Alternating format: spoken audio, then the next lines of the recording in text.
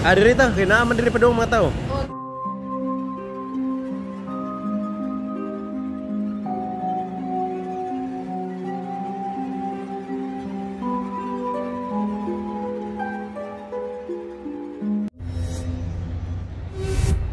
So hello, what's up mga kaisla? Welcome back to my YouTube channel, Buhay Islani G's. And for today's video mga kaisla, we are here in northeastern part of Taiwan mga kaisla. So exactly, we are here in Keelung mga kaisla. So I made a research mga kaisla. So Keelung was ruled by the Spanish in 17th century before hand over Dutch mga kaisla. So I forgot what's the exactly details about that mga kaisla. So until Japanese era, the Keelung was elevated into cities. So I don't know further about here, basta mga kaisla, i-tour ko kayo sa lugar na ito mga kaisla. Let's explore the night markets in here and nightlife here in Keelung mga kaisla. So there are plenty of people around behind me, so I don't know who are they. So let's see, I'm exactly here in Plaza mga kaisla. This is called Maritime Plaza. This is Maritime Plaza mga kaisla. Yan, Plaza nga, ang daming tao. Yan, this is the plaza mga.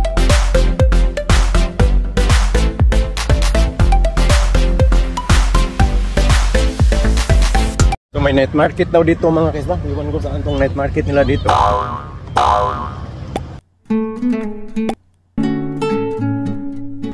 So dito na ako sa tabi mga kaisla, sa kabilang dayo na tayo. So may underground dito mga kaisla. Tingnan lang natin kung anong meron dito sa underground nila. Parang sa ano to?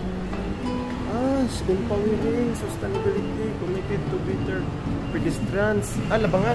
Pedestrian pala itong mga kaisla. Dito ako ngayon sa pedestrian mga kaisla. Parang siyang underground pa. Sa taas nito is kalsada mga kaisla. Ano tayong bunganga din. Diba ko anong meron to? Parang siyang simbahan mga kaisla. I don't know if it's allowed to take a video inside mga kaisla. It's like a church mga kaisla. So I'm gonna go inside but I don't want to film. So pumasok ako mga kaisla pero hindi ako nag-video sa loob. Baka bawal. Dito ako sa Morag Eskinita mga kaisla. May hotel dito. Ewan ko anong hotel to mga kaisla. Parang itong sa Pilipinas ay parang kulon. Nakasweet ba na nilang duha? Parang i-share niyo sa mga gustong makita kung anong meron dito sa Keelung, Taiwan. It's almost 6 PM na dito mga kaisla. 6 PM na. So the time here is same from the Philippines. Because Taiwan lang to mga kaisla. Sa kabilang dako nito, Pilipinas na. Grabe pala itong lugar ito. So may tumawid, pwede tumawid din tayo. Kung tumawid sila dito mga kaisla, ganyan lang yung mga sekreto mga kaisla. Kung hindi mo alam yung mga kalakaran dito, kung sundin mo lang yung mga ginagawa ng mga tao dito.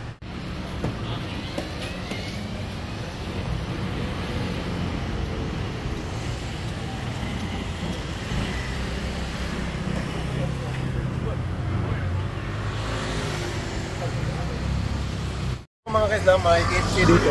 Yan. Pumasok lang ako ng KFC para mangihi mga kaisla. Maraming mga ganito dito mga kaisla. Yan, may mga gold. Oh! Ito gold kaya yan. Mga Chinese gold siguro ito mga kaisla. So parang recto lang mga kaisla. May LRT dyan. Yun nga kung LRT ba ang tawag dyan? Parang LRT o parang ano, yung Querido Station.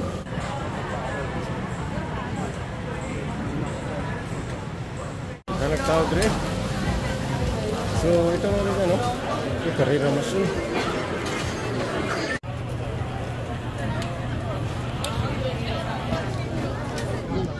Sus, nara ko siya po mga kaisla. Ano sa tining alay?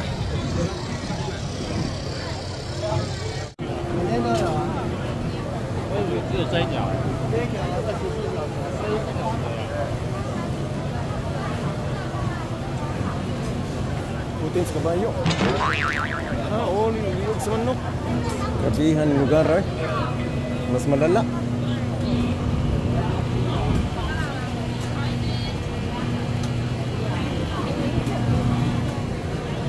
Grabe yan, nightlife nga sa. Kabihaw.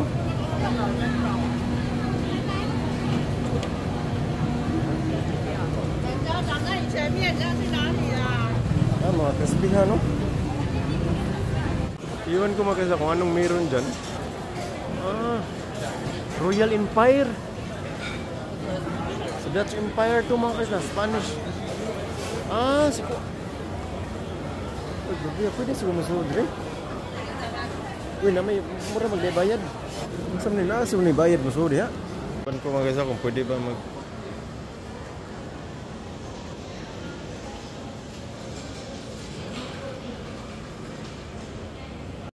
So nandito ako sa parang simbahan mga kaisla.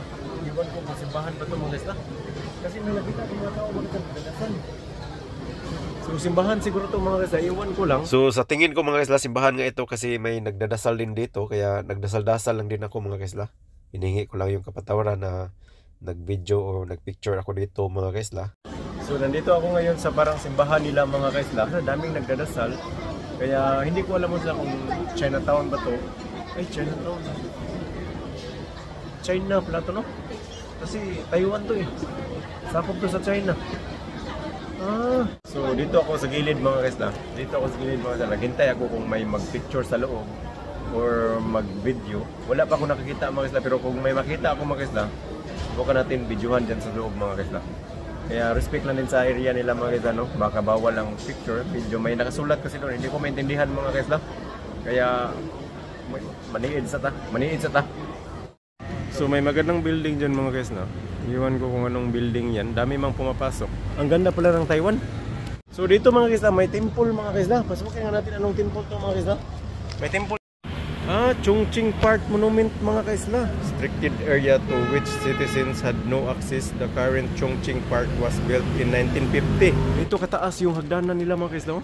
Subukan natin akyatin itong temple nila mga kaisla. Grabe, napakataas palang temple nito mga. Parang third level niya mga kaisla. So ang second level daw is noong Japanese rule mga kaisla. May nagaganap sa lugar na ito. Wala, may aso mga kaisla. May pusa. Uy. Ito. Uy, mga pusa pa lang dito. Ganito kataas mga kaisla. Alam ko, hindi ko nabilang ilang step yun. Basta nandun yung kalsada sa baba. So parang na-level siya sa ano mga kaisla. So dito, may nag-selfie dito. Kilong daw siya. Sa tuwa dito nag-selfie. Oh? Ming Ming. Laming, wala ko pagkaon, Ming. Ming Ming, wala ko pagkaon, dali. Dali, Ming Ming. Ming Ming lang mga kasabot ka, Bisaya. Ming Ming mga kaisla. Ming Ming. Ming Ming, dali. Walang siyang kli. Walang kli. Butan mga iring dito mga kaisla. Ming Ming, dali. Wala mo pagkaon eh. Wala ko kadalag pagkaon. Uy, kaluy. Dali. Dali, wala mo ko food. Patay, 200 meter to. So ito yung first floor.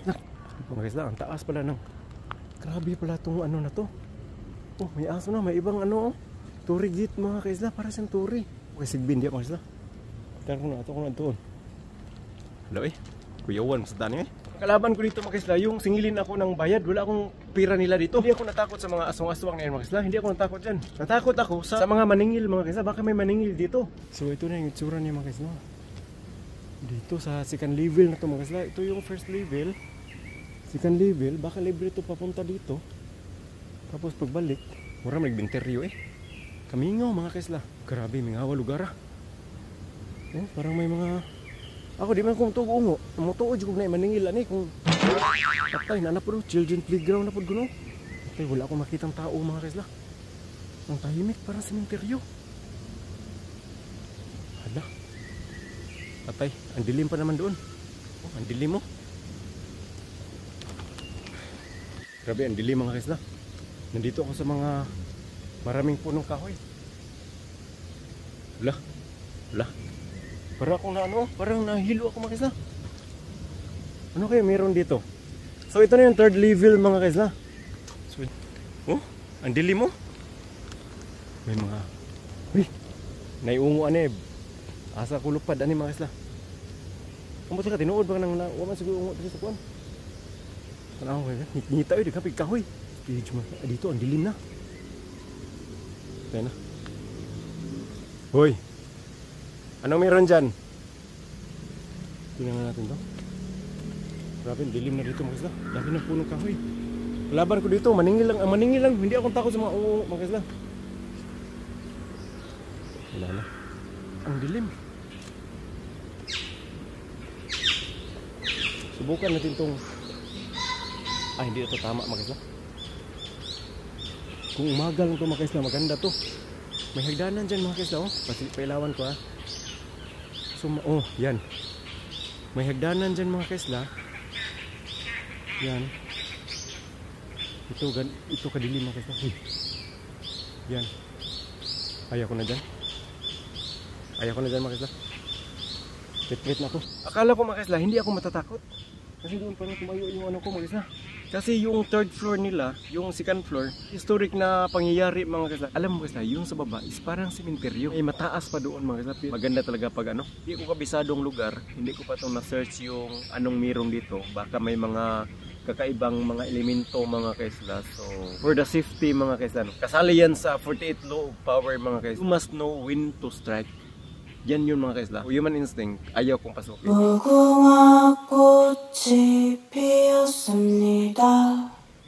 So sa pagbalik ko mga kaisla, hindi na ako dumaan doon sa aking dinadaanan na umakyat ako sa pinakamataas na hagdanan. Dumaan ako sa ibang daanan mga kaisla kasi baka may nakaabang na doon. Hindi aswang nakabang, baka yung maningil na, wala pa naman akong pira ng Taiwanese mga kaisla, pero libre lang to dito mga kaisla. So ayun mga kaisla, may nakita ako na parang plaza na walang tao mga kaisla, tahimik ang paligid, kaya sinubukan ko lang na gamitin itong dinduin. Hindi ko alam kung para sa buhay to o para sa patay mga kaisla, basta nagpahinga lang ako dito mga kaisla kasi sobrang pagod. So, almost 4 hours din ako naglalakad mga kaisla at inisip ngayon, paano makabalik sa barko mga kaisla? Hindi ko na alam ang daanan. Mga kaisla, murag nasaag na gyud eh. Hindi ko na alam kung saan banda na ako ngayon. Patay na. Asan mo ko ani? Kanina mga dumaan ako ng ng underpass. Diba dito hindi overpass, underpass. Patay na. Nakarating ako dito sa Kilong Hospital mga kaisla. Kung hindi ko ito nabasa, Ministry of the Health and Welfare. Kung hindi ko ito nabasa, hindi ko alam na hospital pala yan. Uy, iba hospital ito, sirado. Walang pasyente mga kaisla, walang nagkasakit dito. Doon, may ano doon. Iwan ko, baka doon ako. Loko na ako nito mga kaisla. Asan nakakuha ng dapita? Mingaw na mga kaisla.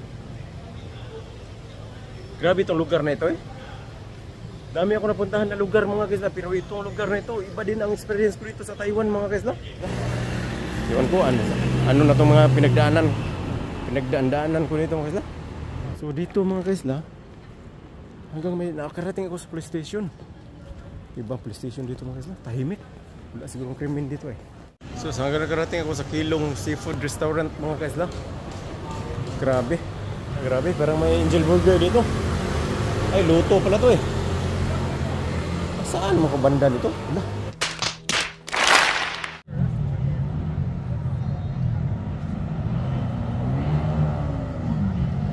Nakabalik na ako mga kaisla. Grabe, alas 10 na mga kaisla. Lumabas ako alas 5. Bumalik ako mga kaisla, mag alas 10 na. Ayoko nakarating. So thanks God, nakabalik na ako mga kaisla. At hindi na naligaw talaga ako mga kaisla.